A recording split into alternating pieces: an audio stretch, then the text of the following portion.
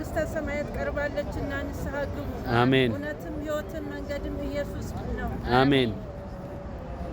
እሺ በጌታ በኢየሱስ ክርስቶስ ስም አነባዋለሁ። ምስጉን ነው በክፉዎች ምክር ያልሄደ፣ በኃጢአተኞችም መንገድ ያልቆመ፣ በዋዘኞቹ ወንበር ያልተቀመጠ፣ ነገር ግን በእግዚአብሔር ሕግ ደስ ይለዋል፣ ሕጉንም በቀንና በሌሊት ያስባል።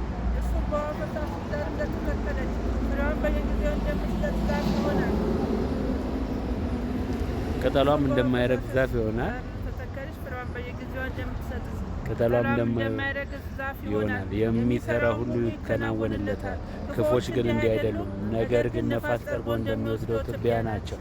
ስለዚህ ክፎች በፍርድ ኃጢአተኞችን በጻድቃን ማኅበር አይቆሙም። እግዚአብሔር የጻድቃንን መንገድ ያውቃልና የክፎች መንገድ ግን ትጠፋለች። አሜን። እልልታ ጭብጨባ ለጌታ ይሁን። ሃሌሉያ።